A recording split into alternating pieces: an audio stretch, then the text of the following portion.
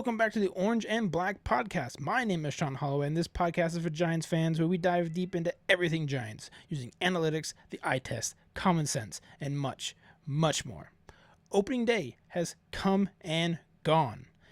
And honestly, the Giants still look like they're in spring training mode. They got swept by the Yankees in 3 games, and it wasn't even close. This was a pure embarrassment.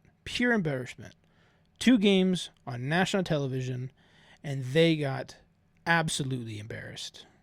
Not even close. Quick pause before we get into it. If you like this content and want more Giants coverage all season long, remember to hit the like button, subscribe, and turn on notifications. Share this with other Giants fans, and let me know what you think in the comment section down below. I do read all of them. All right. Now let's get into it. Let's start with a big picture. The Giants scored one run in 27 innings. 1 run in 3 games. That's not bad. That is embarrassing. There's no other way to put it. Now, surprisingly, there's actually one thing that looked good in this series. Just one. And I did not expect to say this.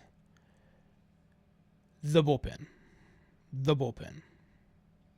They were great. They went 12 and 2/3 innings, only gave up 5 hits, 2 earned runs, and 13 strikeouts. Coming into the season, I had the bullpen as the biggest and overwhelming weakness on this team. And somehow, they were the only reason the Giants were in any of these games. That was the one bright spot. Everything else was pretty much useless.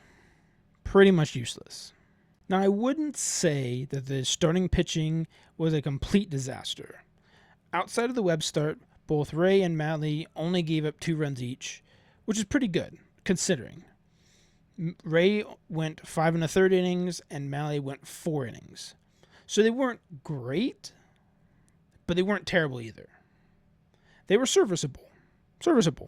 And honestly, especially after the Webb start, I think fans would take those outings any day of the week. I know I would. But the offense, that is where things completely fall apart. Here are the numbers for the series. They were 13 for 91 for a 143 batting average. I'll say that again. A 143. They only had 3 extra base hits, 0 home runs, a 204 on-base percentage, and a 176 slug. That is good for a 380 OPS. That is brutal.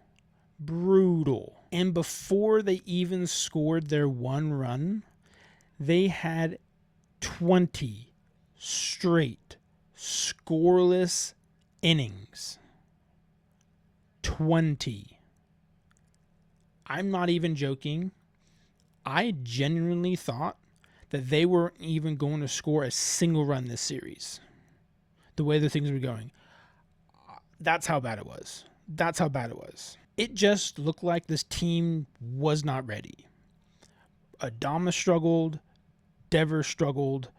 Now, you can chalk some of it up to injuries and lack of reps, but Adames had 6 hits and 44 at-bats in spring training. Devers had 5 hits and 29 at-bats in spring training. Like I said, you can point to the injuries, especially for Devers, but come on. These are big leaguers. They've been in the league for a while. That is not an excuse. And the rest of the lineup, nothing. Now, there were some good at-bats from Ramos and Arise where they racked up pitch counts, and they were having some great at-bats, seeing, 7, 8, 9, 10 pitches in an at-bat. But outside of that, nothing. Nothing. For a team that said they wanted to reduce the swing and miss, they sure didn't show it, especially Devers. Swinging through fastballs 60% of the time, sliders 50% of the time. And then on Friday, he struck out on a fastball, middle, that he swung right through.